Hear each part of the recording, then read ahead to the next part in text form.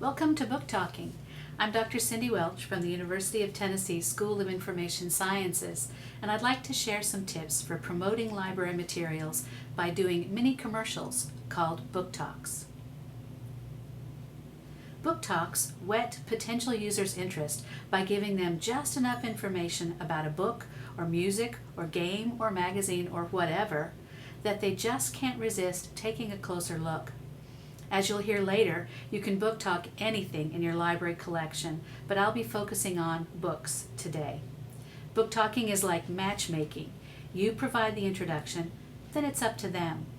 And it's all about the hook. Whatever aspect of the book will most appeal to those you're trying to entice. For some, it's characters. Others like setting, or a situation, or genre, or even length. As we'll discuss in a minute, hooks change with the audience. Now, to be clear, book talks are not the same thing as annotations, which are short summaries. Book talks can last 10 seconds to 10 minutes. They're a sort of storytelling performance. Annotations, on the other hand, are usually 2 to 3 sentence, straightforward summaries of a plot or the use of a book. Book talks can be musical, dramatic, funny, or even scary, depending on the book or other material, but they'd better not be boring. More about that in a minute, too. Here's an example of a fiction book talk for a teen audience. Did you ever listen to the radio late at night, flipping through channels, hoping to hear a certain song, a certain voice? Rob was like that. He started young, listening to local stations. Then he branched out, listened to national, then international stations, all the while listening for one particular voice. It was all he had, a voice on a cassette dropped in his crib the day his dad left town. The tape was a recording of his DJ father's radio show. Rob told himself that one day he'd find his dad again, so he kept listening and searching, getting more and more involved in the radio scene until he finally had his own high school radio show, just like his dad. Rob built a pretty good life. His show was going well, and then, one night at the radio station, in the middle of a show, his phone rings. This is Seek by Paul Fleischman. Now, if I was book talking this book to librarians, I'd also add that the book is actually told in verse and would make a great choice for readers' theater because Fleischman uses different voices to mimic surfing through radio channels. I'd also mention it would probably appeal to ages 12 and up. See how the details change with the audience? Librarians have been book talking for a very long time, and some conventions have grown up around the practice. But some people take these conventions as law. Only do books you've read. Only do books you like because they'll tell if you don't like them. You can only book talk fiction. You have to summarize the plot. You have to tell the characters' ages. I disagree. We're busy professionals, and often there isn't enough time to thoroughly read everything we want to promote, so there are strategies for making sure you know enough about a book to do it justice without actually having thoroughly read it. And if I only did books I like, how would that serve people that don't like fantasy or like reading westerns or horror? Or for that matter, nonfiction. Do I have to tell you everything about the plot and characters of the book? No. I only have to tell you enough to get you interested enough to want to take a closer look. Then it's up to you, the potential reader. Everyone has their own style for book talks, and as long as it works for your audience, book talks should be as individual as the people who do them. Follow your own style and incorporate props, music, audience participation, whatever helps you get your message to the people who need it. As you saw with the first book talk, different types of audiences want or need different types of information about books and other materials. Children and teens, they only want to know if they want to read it, so the hook is the most important thing. Adults working with youth or other readers, they may need to know more. For example, Who would be most likely to enjoy the book? Are there distinctive characteristics like a single narrator or multiple voices, extensive indexing, or really good documentation? Are there potential problems with the book, like issues with sexuality or language? These are the kinds of things that let you tailor your talk to the audience and will make your book talks most effective. Okay, let's hear another book talk, this time for a nonfiction book. And in this case, I'm assuming my audience is 6th to 8th grade students. On the morning of July 2nd, 1937, the Coast Guard cutter Itasca drifted on the Pacific Ocean waiting, listening for Amelia Earhart. She was the first woman to fly a plane over the Atlantic Ocean, and she was supposed to be heading for a small island in the Pacific on her way to becoming the first person to fly around the world. At 2:45 a.m., they hear from her. She's on her way. Same thing at 6:14 a.m. But there are long stretches in between when they don't hear anything except static. At 8:45 that morning, the Coast Guard is frantic with worry that Earhart and her co-pilot Fred Noonan might be in trouble. Then they hear from her again. One sailor described it this way: "I'm telling you, it sounded as if she would have broken out in a scream. She was just about ready to break into tears and hysterics. I'll never forget it." The problem was that Earhart's plane was quickly running out of gas, but she was nowhere near the island. To this day, we still don't really know what happened to Amelia, her co-pilot, and her plane.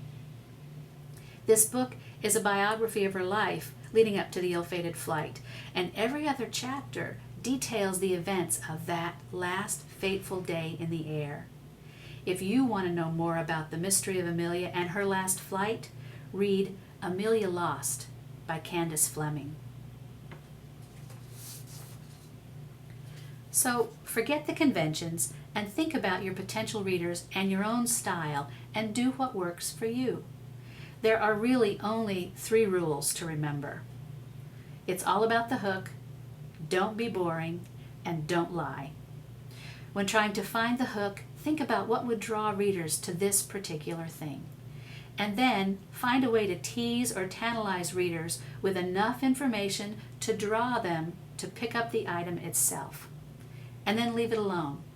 A little mystery goes a long way.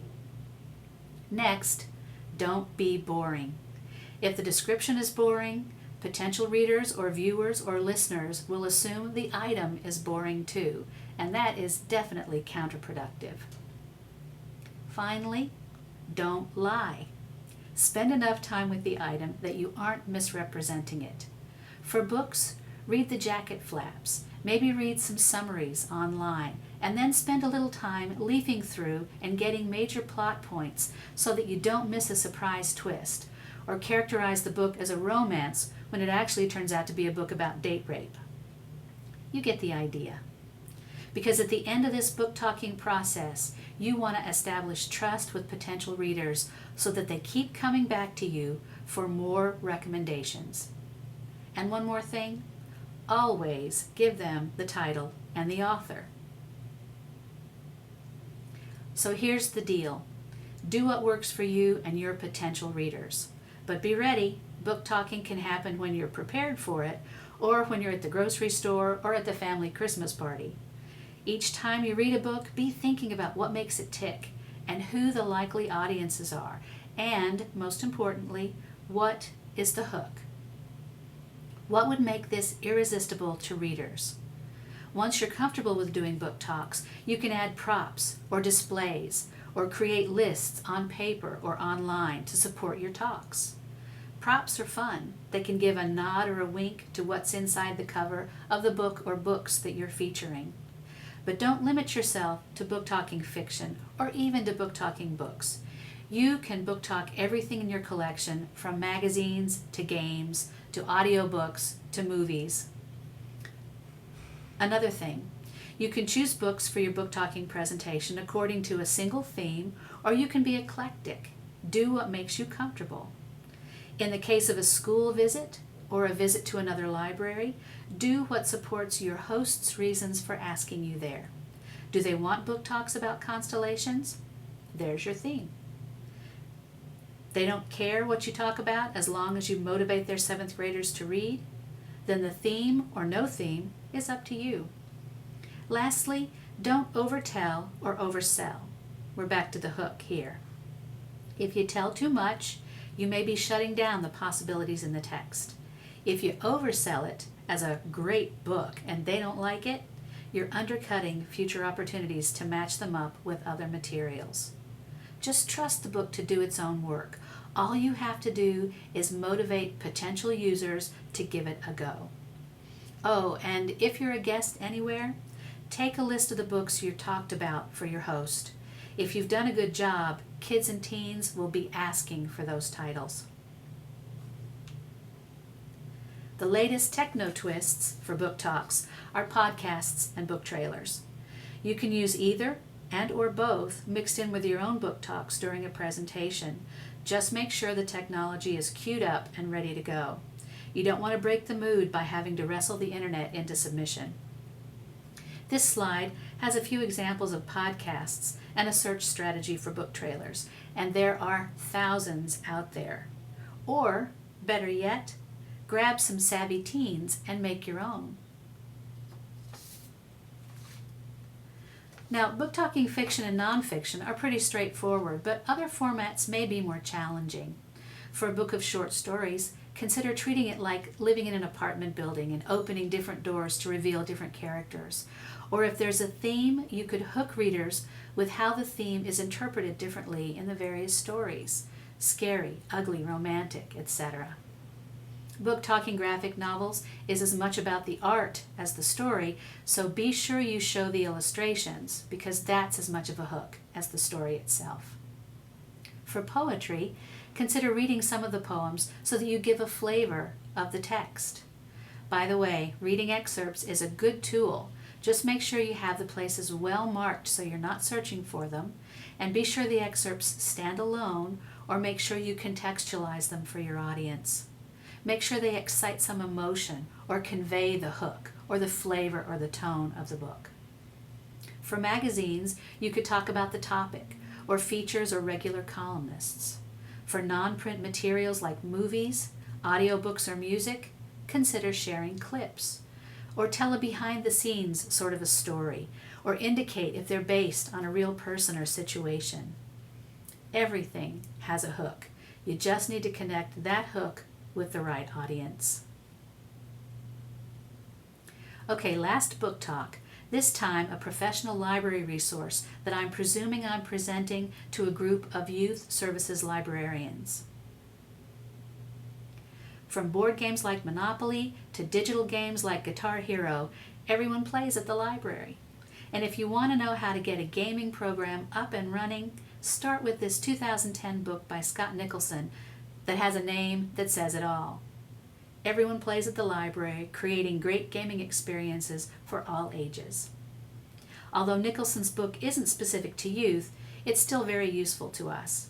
He starts with why libraries should be involved with gaming. Handy if you have to convince principals or library directors to let you do it. And then he describes 5 archetypical experiences: knowledge gaming, strategy gaming, action, narrative, and social gaming. In his own words, he focuses on, quote, variables important to a librarian in deciding if a game is appropriate for the library. Nicholson discusses how to make gaming happen and finishes with tips for keeping up on new developments. A little game-specific information is provided, but the book is 2 years old, so you'll want to recheck the data. There are chapters and topics listed in the index, and there are a few short surveys that you can use for evaluation. Nicholson's is a conceptual rather than a practical approach. Not a quick read, but solid if you're considering adding gaming at your library. Note how this is different from the other talks, but the principle remains the same. The hook for professionals, instead of being a character or a plot or a situation, is more likely to be Who is this for? How can I use this? What can I do with it? How can it help my program? Okay, those are the basics.